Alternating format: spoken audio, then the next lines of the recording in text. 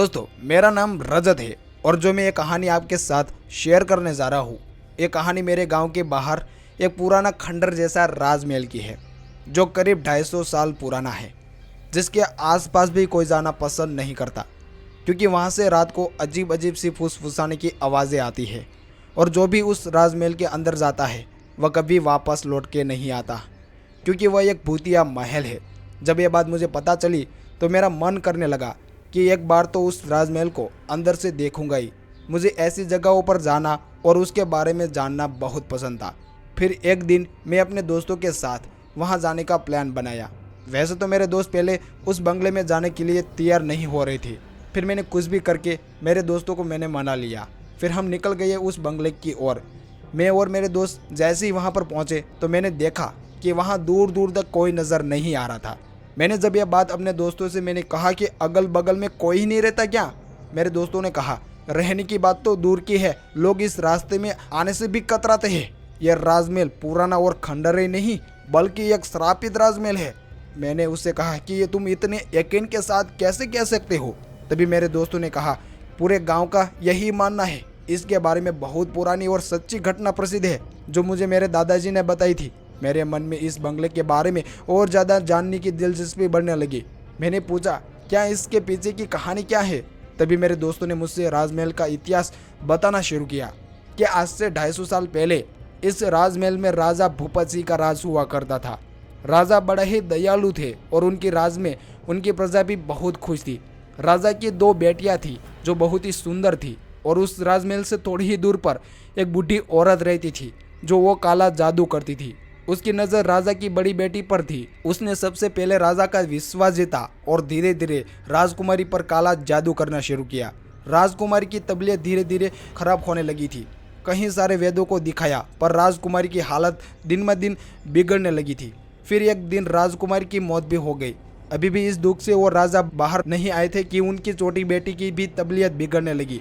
तभी राजा को किसी ने बताया कि ये औरत काला जादू करती है। अगर छोटी राजकुमारी को बचाना है तो इस औरत को मारना ही होगा। राजा ने बिल्कुल वैसा ही किया। राजा ने उस औरत को जिंदा दीवारों में चुनवा दिया। कहा जाता है कि उस औरत ने मरने के बाद एक एक करके राजमहल में सबकी मौत होने लगी। पूरा गांव वीरान हो गया था। आज भी उस राजमहल में उस औरत की आत्मा भटकती है और जो भी उस महल के अंदर जाने की कोशिश करता है वो कभी वापस नहीं आता है। मैंने अपने दोस्त की यह कहानी सुनकर उस पर विश्वास ही नहीं किया। मैंने कहा, क्या तुम भी आत्मा की बात लेकर बैठे हो? क्या तुम्हारे पास इस बात का कोई सबूत है कि यह श्रापित राजमहल है? तो मेरे दोस्तों ने कहा कि कुछ लोगों ने इस राजमहल में जाने की और वहां रोकने की गलती की थी जो फिर कभी वापस नहीं आए। मैंने पूछा, ऐसा क्या हुआ था उन लोगों के साथ? तब मेरे दोस्तों ने मुझे बताया, एक बार एक अपराधी जेल से भागा और इस राजमहल में जाकर छुप गया। इसके बाद कोई कुछ नहीं जानता कि उस राजमहल में उनके साथ क्या हुआ। बस दूसरे दिन उस अपराधी की लाश उस राजमहल के बाहर मिली। मैंने बोला, यह तो हादसा भी हो सकता है। तो उन लोगों ने कहा कि एक बार एक पति पत्नी राजमहल में एक रात रुके थे, जिसमें से पत्नी ने अपनी जान गंवा दी और पति जो सुबह जिंदा उस राजमहल से बाहर आया, उसका अब मानसिक संतुलन ठीक नहीं है। वो आज भी पागलों की तरह अपनी पत्नी को ढूंढ रहा है। ये सारी बातें सुनकर मैंने फैसला किया कि आज की रात हम इस महल में बिताएंगे। आखिर ये सच है या फिर ये बनाई बनाई एक कहानी है? तभी मेरे दोस्तों ने मैंने कहा, हम रात में इस बंगले में नहीं रुकेंगे। लेकिन मैंने मेरे दोस्तों का कहा, ठीक है, आप अपने अपने घर चले जाए, मैं इस राजमहल में रुकूंगा। लेकिन मेरे दोस्तों ने मुझे काफ़ी मनाया, लेकिन मेरे दोस्तों की मैंने एक भी नहीं सुनी। फिर मेरे दोस्तों ने मैंने कहा, तुम सब डरपोक हो, चले जाइए अपने अपने घर। तभी मेरे दोस्तों ने कहा, डरपोक किसको कह रहा है? हम भी इस महल में रुकेंगे। तभी मैंने कहा, ठीक है, जैसे आप कहे। ऐसी ही बात करते करते रात हो गई और हम सब अपने घर से बिना परमिशन से आए थे। फिर इस बंगले के अंदर हम सभी दोस्त अंदर गए और बंगले को चारों की ओर देखने लगे। लेकिन काफ़ी ज़्यादा चांद मारने के बाद भी मैंने मेरे दोस्तों से कहा, देखा, कुछ भी तो नहीं है यहाँ पर, सब लोग खामोखाम डर रहे हैं। तभी मेरे कानों में किसी फुसफुसाने की आवाज़ आई। मुझे लगा मेरे किसी दोस्त ने मजाक किया है। फिर मेरे सभी दोस्तों ने मैंने कहा, चलो अब घर चलते हैं। तब मेरे दोस्तों ने कहा, क्यों भाई, डर गया? मैंने कहा, नहीं भाई, हमारे फैमिली वाले हमको ढूंढ रहे होंगे। हाँ भाई, वो भी तो सही बात है, चलो चलते हैं। तब सब दोस्त बाहर आ गए, लेकिन हमारे 2 दोस्त उस बंगले के अंदर थे।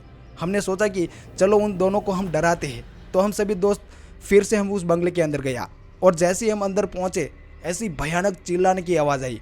मैंने कहा, ये आवाज़ तो विवेक की है। हम सभी दोस्त काफ़ी डर गए थे और सभी के सभी दोस्त उस आवाज़ की ओर पहुंचे और वहां पहुंचते ही हमारा देखने का दृश्य एकदम से बदल गया। उस भयानक चीज़ को देखकर सभी दोस्त काफ़ी ज़्यादा डर गए थे और अपनी अपनी जान बचाने के लिए महल में इधर उधर भागने लगे। किसी भी हालत में हमें उस राजमहल से बाहर निकलना था, लेकिन वो भयानक चीज़ हमारे सभी दोस्तों के ऊपर काफ़ी ज़्यादा हावी होने लगी थी। तभी हमारे गांव वाले तभी वहां पहुंच जाते हैं तो वो आत्मा भी गायब हो जाती है। फिर गांव वालों ने हमको उस राजमहल में जाने से खूब डांटा, लेकिन जो हो गया वो हो गया। फिर मैं और मेरे सभी दोस्त काफ़ी डरे हुए थे। दोस्तों, आज भी उस राजमहल के बारे में सोचता हूँ तो मेरी हालत पतली हो जाती है। दोस्तों, ये कहानी आपको कैसी लगी मुझे कमेंट करके ज़रूर बताएंगा।